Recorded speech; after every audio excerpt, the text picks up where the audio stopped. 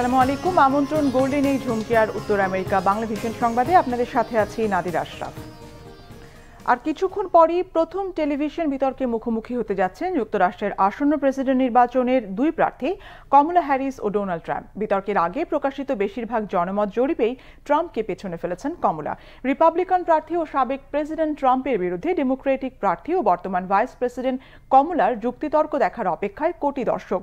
Pennsylvania অঙ্গরাজ্যে মঙ্গলবার রাত ৯টায় বিতর্কের আয়োজক এবিসি নিউজ। রিপাবলিকান সমর্থকদের মতে শক্ত প্রতিরোধ গড়তে ব্যর্থ হবেন কমলা। আর ডেমোক্রেটদের বিশ্বাস কমলার যথেষ্ট ভালো প্রস্তুতি থাকায় ধরাশায়ী হবেন ট্রাম্প। এদিকে নিউ ইয়র্ক টাইমসের বিতর্কপূর্ব জনমত জরিপে কমলা ৪৯ এবং ট্রাম্প ৪৭% সমর্থনে এগিয়ে আছেন।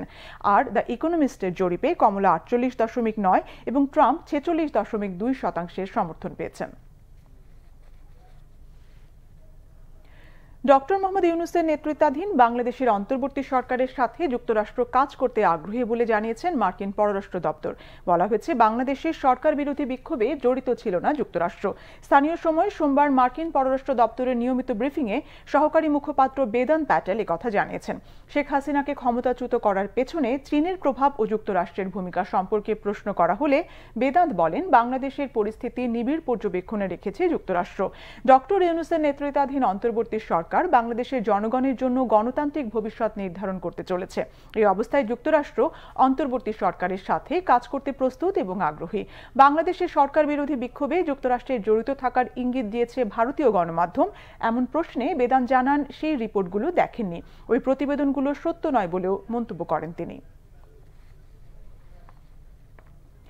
ভয়াবহ দাবানলে পুড়ছে ক্যালিফোর্নিয়া, আইডাহো আর নেভাদা অঙ্গরাজ্যের বিস্তীর্ণ এলাকা।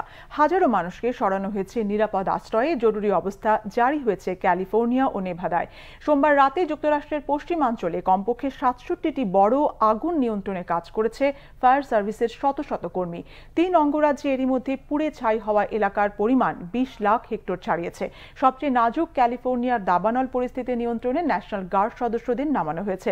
ক্যালিফোর্নিয়ার সান বার্নার্ডিনো কাউন্টির ২৫,৮১৩ একর, অরেঞ্জ কাউন্টির ১,৯০০ একর আর লস অ্যাঞ্জেলসের জাতীয় উদ্যানে ১,২৫৫ একরের বেশি এলাকা পুড়ে ছাই হয়েছে। বার্নার্ডিনো কাউন্টির ৪,৮০০ ঘরবাড়ি ও ব্যবসা প্রতিষ্ঠান থেকে অধিবাসীকে দ্রুত নিরাপদ আশ্রয়ে সরার নির্দেশ দিয়েছে স্থানীয় প্রশাসন। একই কারণে অরেঞ্জ কাউন্টিতে ১,৪০০ ঘরবাড়ি খালি করার নির্দেশ দিয়ে বয়েলস থেকে অন্তত ৪,০০০ মানুষকে নিরাপদ আশ্রয় সরানো হয়েছে। নেভাদার উত্তর পশ্চিমাঞ্চলীয় শহর রেনোয় দাবানলে এরই মধ্যে পুড়ে গেছে ৬,৫০০ একর এলাকা। অন্তত ১৪,০০০ মানুষকে অবিলম্বে এলাকা ছাড়ার নির্দেশ দিয়েছে স্থানীয় প্রশাসন। এদিকে যুক্তরাষ্ট্রের বন বিভাগের বিবৃতিতে জানানো হয়েছে, আইডাহো অঙ্গরাজ্যে দাবানলে পুড়েছে ৪৬,৭৩৩ একর এলাকা। এই ছিল এখনকার মতো। আগামী শনিবার বাংলাদেশ সময় সকাল ৬টা, শুক্রবার নিউ ইয়র্ক সময় রাত ৮টায় উত্তর আমেরিকা বাংলা ভিশন সংবাদ দেখার আমন্ত্রণ রইল। এতক্ষণ সঙ্গে থাকায় ধন্যবাদ।